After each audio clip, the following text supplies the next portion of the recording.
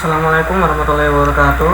Perkenalkan, nama saya Fajrul Tabar Mujib dari DM 4C NRP 0623040063.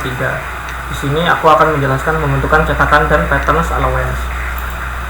Latar belakangnya yaitu latar belakang cetakan. Nah, cetakan dibuat dengan mula-mula membentuk pola atau patterns dari benda cor. Pembuatan patterns dari benda cor yang berrongga harus dibantu dengan inti atau disebut core. Kemudian sebuah rongga yang dipersiapkan sebagai tempat logam cair tersolidifikasi yang berdimensi hampir sama dengan benda akhir. Kemudian ada cetakan benda cor dapat dibagi dua bagian. Nah, bagian atas itu disebut kop. Kemudian bagian bawah itu disebut draft. Nah, kemudian ada lagi satu bagian bawah saja untuk benda cor yang tipis. Kemudian ada pola. Nah, pola ini patterns merupakan replika dari objek yang akan kita buat melalui proses pengecoran dengan tambahan beberapa modifikasi. Nah, di sini ada beberapa modifikasi, yaitu patterns allowance, kemudian penambahan core, kemudian penghilangan pekerjaan detailing yang tidak bisa kita peroleh melalui proses casting. Nah, di sini ada material untuk pola. Nah, karakteristiknya itu biasanya pada material itu mudah dikerjakan, memiliki kemampuan bentuk yang baik, kemudian ringan, kuat, keras, dan tahan lama, tahan abrasi dan gesekan, tahan korosi ataupun reaksi kimia, memiliki dimensi yang stabil, tidak terpengaruhi temperatur dan kelembapan. Dan kemudian yang satu kali yang penting itu yaitu murah. Nah, di sini ada material untuk pola, yaitu relatif mudah dibentuk dan harganya murah.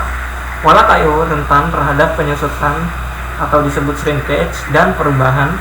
Pola dapat juga dibentuk dari kayu lapis atau multiplex, kayu, logam, material sintetis, resin RTV, lem, cat, epoxy resins, fiberglass, polyurethane, polyester, foam patterns. Kemudian yang terakhir material tambahan seperti paku, skrup, kanvas, dan lain-lain. Nah, di sini bisa dilihat tabel yang 3.5 itu terdapat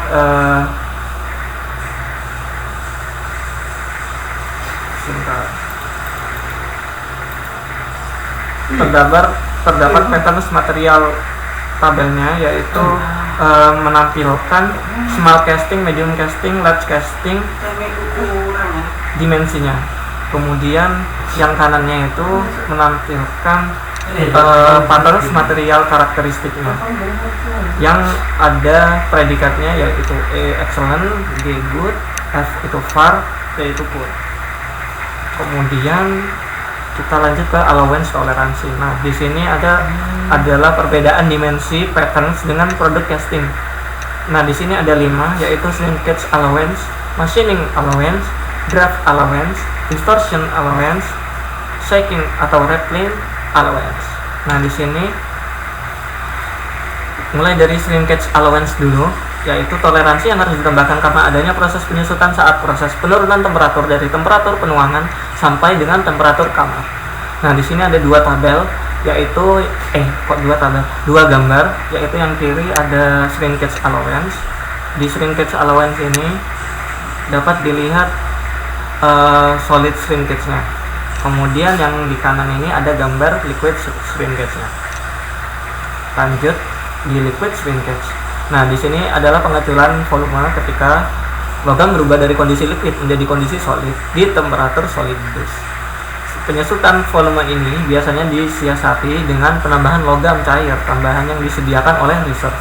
Di sisi kiri ini adalah diagram volume soilnya, perbandingan volume soil dengan water content-nya, persenannya. Kemudian yang kanan ini adalah gambar liquid shrinkage-nya. Lanjut di solid shrinkage, yaitu pengecilan volume ketika temperatur logam yang sudah dalam fase solid terus turun sampai temperatur lingkungannya. Nah, di sini ada diagram perbandingan temperatur dengan sesuai yang ada di gambar ini. Kemudian ada gambar solid shrinkage-nya. Kemudian dilanjutkan dengan tabel shrinkage allowance. Di sini memaparkan dimensi patterns, kemudian section thickness-nya, dan shrinkage allowance-nya dengan satuan milimeter. Untuk yang shrinkage allowance satuan milimeter per meter. Dilanjut dengan machining allowance, yaitu toleransi yang harus ditambahkan untuk memberikan tambahan volume coran untuk mengakomodir proses machining setelah proses pengecoran. Machining allowance umumnya sekitar 2-20 mm. Di sini ada menampilkan tabel cast iron, cast steel, dan non ferrous. Di sini dimensinya diperpaparkan. Lanjut ke draft allowance, yaitu toleransi yang harus ditambahkan agar memudahkan kita dalam mengambil pattern setelah pattern tersebut ditutupi oleh pasir cor. Dengan begitu, rongga cetakan tidak mengalami kerusakan. Untuk itu dilakukan proses tapering. Dibuat bentuk runcing dengan sudut kemiringan tertentu pada bagian mula vertical patterns. Di sini ada gambarnya, distort casting dan taper casting. Lanjut di distortion allowance. Nah, di sini ada toleransi yang harus ditambahkan agar diberikan pada pattern karena terkadang produk coran akan mengalami distorsi. Setelah proses solidifikasi, distorsi tersebut disebabkan oleh adanya tegangan internal dan perbedaan lalu pendinginan di tiap bagian karena adanya perbedaan dimensi. Nah, di gambar ini ada 3 gambar, yaitu required shapes of casting, kemudian distort casting, sama chambered patterns. Nah, di sini untuk gambar yang kedua itu umum karena ada